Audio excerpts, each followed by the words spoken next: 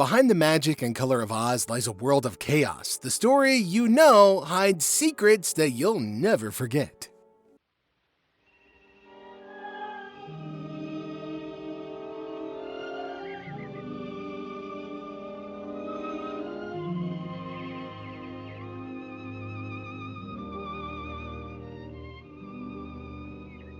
It's pretty hard to believe now, but The Wizard of Oz was never expected to become a masterpiece. MGM didn't think a children's fantasy musical could work. See, in the 1930s, moviegoers wanted gangster flicks and romantic dramas. Singing scarecrows and talking lions? That sounded a little ridiculous. And yet, somehow, through endless chaos and a whole lot of luck, a film that was never meant to exist became one of the most beloved stories of all time. Okay, from the beginning, everything went wrong. Scripts were rewritten over and over. Directors were hired and fired. The budget exploded. Hell, even the cast kept changing. Shirley Temple was first considered for Dorothy, but her singing voice wasn't strong enough. And then came Judy Garland, 16 years old, still innocent, with eyes that could break your friggin' heart. When she sang Over the Rainbow, everybody stopped talking. In that moment, the movie found its soul. Place where there isn't any trouble. Do you suppose there is such a place, Toto? There must be. Judy gave the world Dorothy Gale, but the price she paid was painful. Behind her innocent smile was a teenager crushed by studio control. MGM treated her less like a star and more like a product. They forced her to take pills to stay awake and others to fall asleep. They restricted her meals so that she wouldn't gain weight. Every part of her life was watched. On set, she worked long hours, surrounded by adults who didn't always take her seriously. She was constantly reminded to look childlike. Her dress was specially designed to make her appear younger. The little girl who dreamed of rainbows was living under a cloud. But somehow, she still delivered a performance full of warmth and wonder. Years later, Garland admitted that making The Wizard of Oz was both the best and worst time of her life. She loved what it became, but hated how it broke her. Watching the film today, her voice still carries both joy and pain. That's what makes it timeless. It's not just Dorothy's dream. It's Judy's cry for freedom hidden inside of a fairy tale. The magic of Oz came with a terrifying cost. The makeup that made the character so unforgettable was also dangerously toxic. The Tin Man, first played by Buddy Ebsen, suffered the most. His silver makeup contained aluminum dust that got into his lungs. After just a few days of filming, he collapsed. He couldn't breathe. Doctors said his lungs were coated in metal. He was hospitalized for weeks and nearly died. What's crazy? MGM didn't stop production, they simply replaced him. Jack Haley was brought in as the new Tin Man, and the makeup was changed slightly, but not by much. He still suffered eye infections and discomfort. The Wicked Witch, played by Margaret Hamilton, also faced serious danger. Her green makeup was made of copper powder mixed with chemicals that burned her skin. During one scene, when she vanished in a puff of smoke, a fire trap misfired. The flames caught her face and hands, leaving her with second-degree burns. Hell, even the Scarecrow's costume caused pain. The burlap material scratched Ray Bolger's skin raw. For weeks after filming, he had deep lines imprinted on his face that wouldn't fade. The beauty of Oz came with real scars. Behind every smile was suffering, but they kept going. Because once the cameras rolled, the magic mattered more than the pain. We remember Oz as a bright, colorful dream, but filming it was anything but joyful.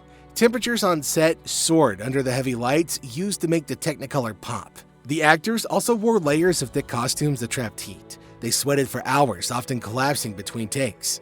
Toto, the adorable dog, he had his own struggles too. He was accidentally stepped on by a crew member and had to rest for 2 weeks.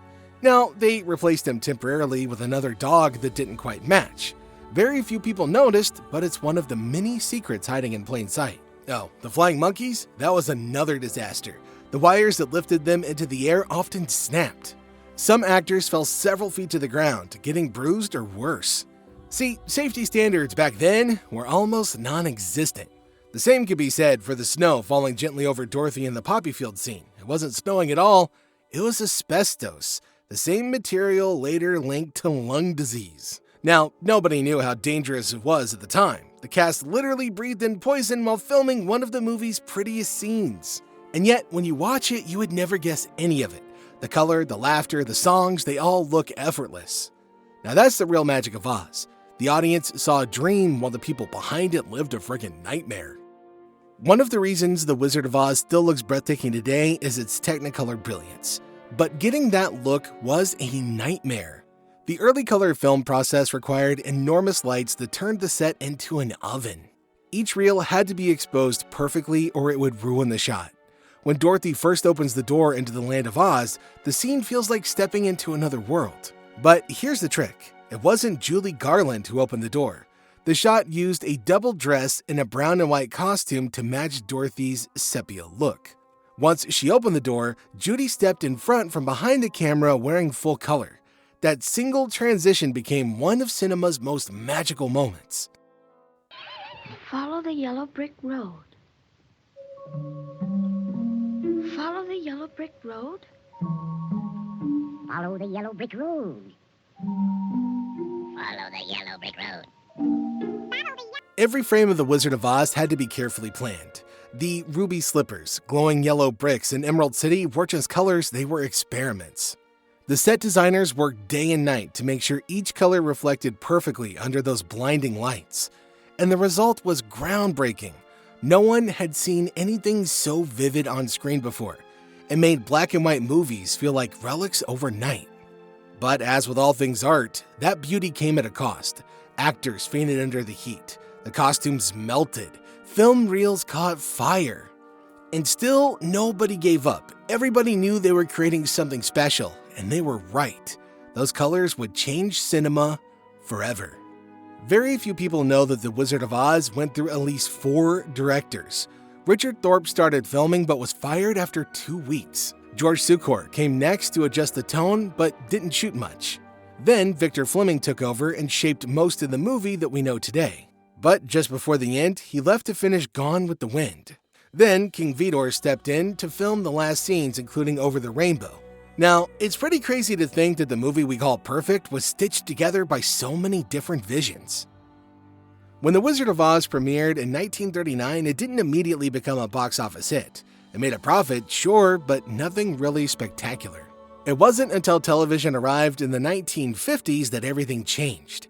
Families gathered around their screens every year to watch Dorothy follow the yellow brick road. The movie became a ritual, passed down from one generation to the next.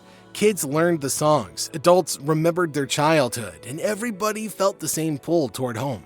The film's message that the power to go home was always inside you still hits pretty hard today. It's a story about courage, friendship, and the search for belonging. Every time Dorothy looks at her friends and says goodbye, you feel the ache of growing up. You feel that moment when the dream fades and reality starts calling. And that's why The Wizard of Oz will never die. It's not just a movie, it's a piece of childhood that lives forever in the hearts of anyone who's ever wished for something more. Magic fades, but Oz remains, and the dream still feels real today.